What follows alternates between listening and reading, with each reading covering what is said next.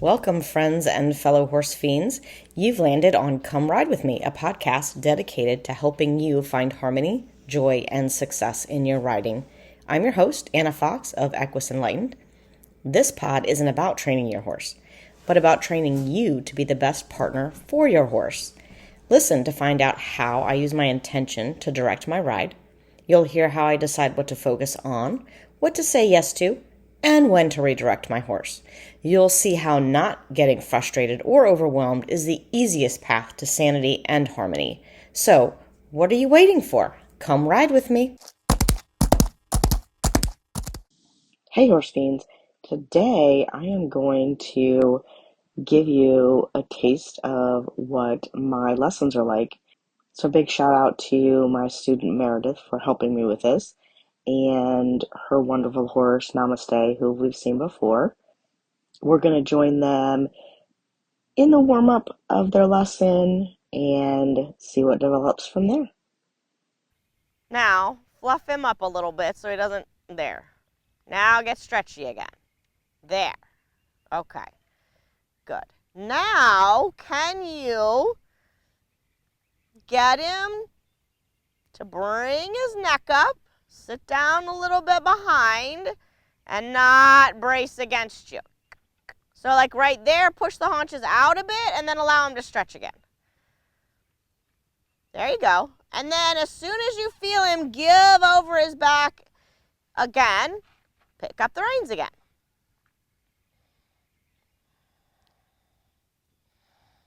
Yeah, and then a little haunches out, like activate that inside hind, and then allow him to stretch just a little bit, just so you feel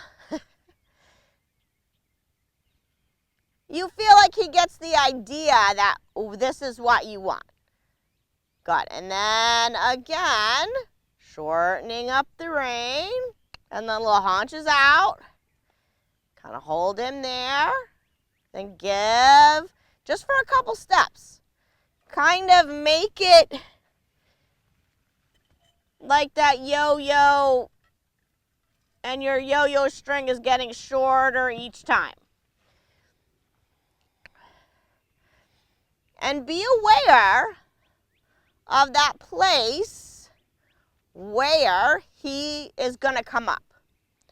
Where's that place? What do you feel as he starts to do that? Where does the energy get stuck? And can you mitigate it, right? Like, is there something you can do right before that to say, oh, but I want you to stay here? Remember, play with it. Doesn't have to be a certain way. Better.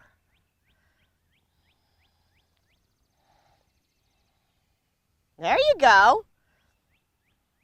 Woo. And it's fine if you lose it for a step. Like if you do something and you're like, oh, I think this is helping. And then it's like, oh, that was too much. That's fine. Just know that you had the right idea, but you went a little too far. Well, so next time, don't do as much.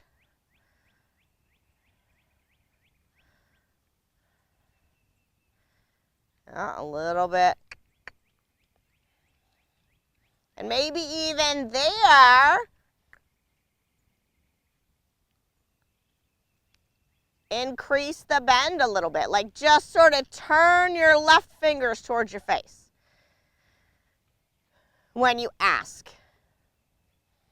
so that it changes the angle of the bit.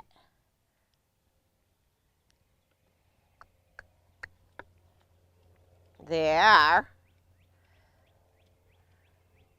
Good, now let your circle out and let him stretch you again. Don't let him get faster. And that's normal, right? Because he's trying to figure out what we want him to do and how he's got to coordinate his muscles and work everything. So now, try to pick up your reins again. straight on the circle, and just think, what do I do? How can I do this without disturbing what I had? And if it disturbs it, that's fine. Go back to the same thing. Yeah, and then let him stretch again. Good. Yes. And now try to pick him up again. The quicker he responds with a stretch, the better. The better he's going, okay, I know you guys want me to stay relaxed. I know you don't want me to brace. I'm just trying to figure out how I can do that.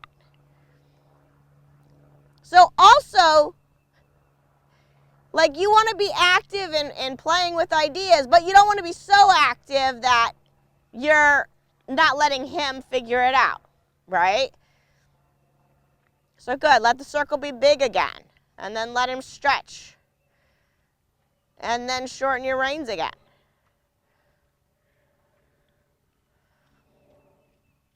And this seems like such a boring and tedious exercise, but it's so helpful in teaching them how to work their parts and how to come up underneath.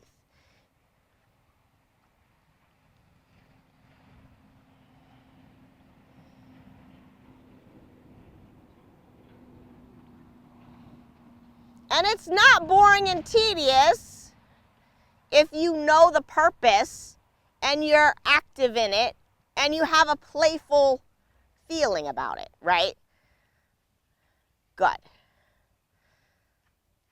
And then maybe just let him walk for a second and then we'll canter. Oh boy. So what did it feel like to you as you were working through that? You can't hear Meredith's response here because she's not mic'd, but I like to ask people how they feel so that I can get a sense of what they're thinking about as we're working through this, rather than just telling them, this is what you should be doing, these are the aids you should be using, because every horse and every person is a little bit different. What I like to do is when I feel that way, when I feel like there's a one spot in there and I can't really feel it out, a lot of times I go back to the walk and do it at the walk. As you're starting to collect them and you're starting to teach them to scrunch up their bodies a little bit, it's like with people, we always call it in the shoulder. You call it a painful arc. There's like a place where people can lift stuff, but it's painful, and then once they get past that point, they're good to go again. Not that it's a painful arc, but it's a bracey arc, and a lot of people just get past that bracey point, screw it, right? Like, oh, we got past it, okay, good. But the problem is,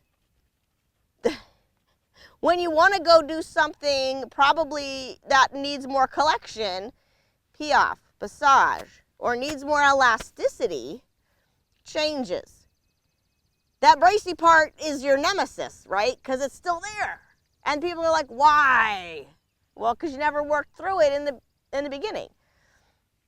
So it's one of those things, like we talked about, how, you're never done with the basics. You're always just making them better, right? So now we've gotten to the point where he stretches on his own.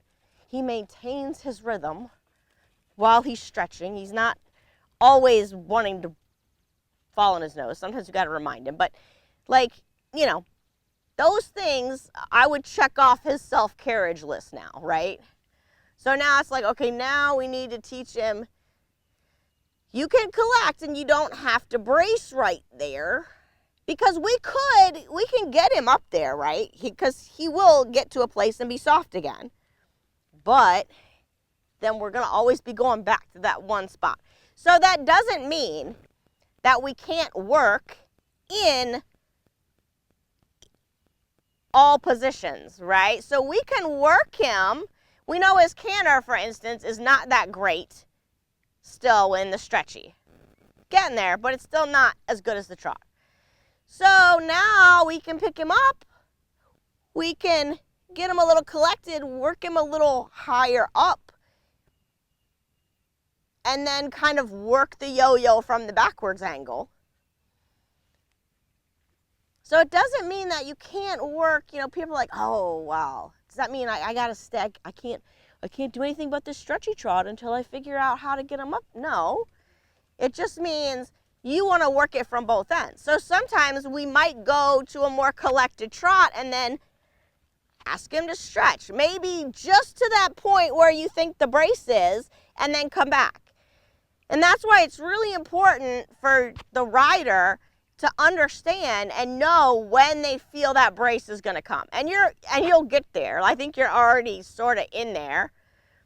But you'll get to a point where you're like, I know, in my legs, in my gut, I know that if I go one more, it's going to go. So, but sometimes people just push past all of that information and they don't stop to acknowledge that information. Think about maybe a little shoulder in this direction, or even a little haunches in, whatever you feel like, or a little renvers.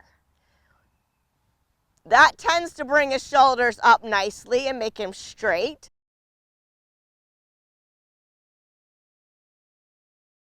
All right, so let's just try the same thing to the left. And if you feel like at any time, like you feel like he's in that place where he might trot and you kind of got to kick him on to keep him going, and you need to just go straight and not be on a circle, then just do it. Like, don't feel like, I would rather you like shoot out the long side and he goes forward than, you try to keep the circle and he breaks. Just because it's a habit for him. He's not being bad, it's just a habit that he's developed. Good. There. Yeah, fluff, fluff, fluff. Good, good.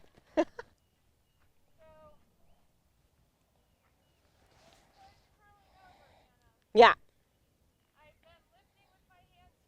Yeah. Yes. Lift, and you can even like give him a little with like on the bed, like come here, and little with your legs, like kick, get out there. He's tired and Yeah, he's tired now. trying to get his balance. Gotta finish. Yeah.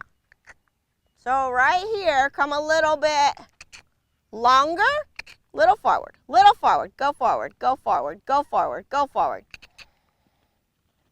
Good. Yes, now bring him back a little bit. That's okay. Go. Just go forward. Go forward, go forward. Good, good, good. Now this time, just keep your canter normal right now. Good. And as you get on the open side, go forward. Forward, forward. There. Push your hands forward a little bit. Let him go. Let him go. Now, bring him back, but think fluffy with your legs. Fluffy, fluffy. Push your fingers towards his mouth. Fluffy. Good. Good. Yeah, just keep working it. Shorten your reins a bit. Ah, so close. That's okay. A little bit right there, I think, like you just kind of lost contact with him and he was like, oh what happened? What do I do? There you go. A little bit, yeah. So shorten your reins a little bit. Just get your hands closer to his neck. But push your pinkies towards the corners of his mouth. Yes, yes, there, there, there. Now make him a little straighter. Little counter flex for a step and then go, yeah. Good. Oh, you were so close. Good. It's all right. Yeah. Oh, nice. All right, so go forward right here. Go forward. Go forward. Go forward. Now ask him to come back. Very nice. Now fluffy. Counterflex him. Doesn't tilt his head, but fluffy. And keep it together. Lift him a little bit. Slow him down. There. Yes. Yes. It's okay. It's okay. That'll go away. Good boy, good boy. Yes. Good boy, come on. Yes, yes, yes, yes. Good. Good. Good. Good. Keep kicking. Keep kicking. Keep kicking. Now when you get out here somewhere, you can go trot. Good. Woo, he said. Look at me, he's like, oh my God. Woo!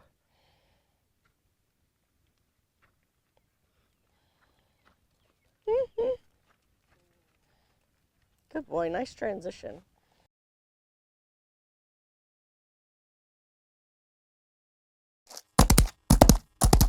Thanks for listening to this week's episode of Come Ride With Me.